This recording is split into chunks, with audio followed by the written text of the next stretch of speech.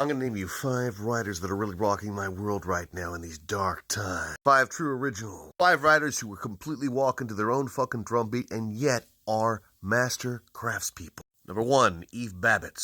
Jesus Christ, this woman can write. She's got adventures, stories, wonderful essays about living in L.A., getting in fling, and she doesn't give a fuck. Oh, she tells all. You gotta read her fucking essay on The Godfather. You gotta read her essay about swimming in the nude in a rich man's home. Oh, I love Eve Babbitt. You gotta read her. Number 2, Adam Ross. I first knew about Adam Ross with the excellent novel Mr. Peanut. He has a new one out, and it is the best book of 2025 I've read so far. Yes, the year is short, but I think the tale here is long. I love Playworld. In its own way, Playworld is a riff on Lolita, but it's something else altogether. It's a novel of pristine prose. Ross really worked this thing. He'd been working on this thing for about 10 years, I think. And it's about a 14-year-old who gets involved with an older married woman. This 14-year-old's also a child TV star. And it's not the book you think. Although I have been noticing the Nabokovian jokes, Adam. I've been on to you. I saw what you snuck in there. Number 3, John Lingan. This man is a master of fusing literary with horror with all sorts of genres. But he also knows regular people. I've read House of Windows and The Fisherman and some of his short stories. I'm going to read every motherfucking thing this guy writes. He is a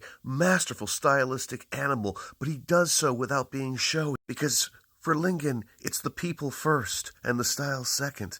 And you settle into this thing and feel very much at home, which Lingan uses to unsettle you. So yeah, get your hands on John Lingan. The cat is a motherfucking powerhouse. Number 4, Sarah Langan. Langan, not Lingan, although you should read her too. Seems that if you have a name like that, you are guaranteed to be an original. I've read Audrey's Door. I've read The Missing, The Keeper, and now I've read Good Neighbor. It's both a clever riff on the famous Twilight Zone episode, Where the Monsters Do on Maple Street. I got that wrong, I'm tired. But it also has a map preceding each section of the Maple Street in question, and we get these weird future excerpts from like 2040 something. I've never quite read a novel like this, and I'm going, huh? And the prose itself is totally different from anything else that Langan wrote before, and I think is being deliberately written in a certain way. Yeah, a true original. Ride by the fucking seat of your pants. I don't give a fuck. I'm gonna write this way. I'm gonna have fun. I'm not gonna adhere to any goddamn style. Originality. Check out Sarah Langan. Number 5 is Paul Tremblay. A friend turned me on to him, said, if you read horror, you gotta read Tremblay. And my God, I want to read everything this motherfucker has written too. Like John Lingan, he has a great eye for how regular people behave. But that's not all there is to Tremblay. This guy is holding back on all these styles. He, like John Lingan, is one of those fucking master ninjas who has about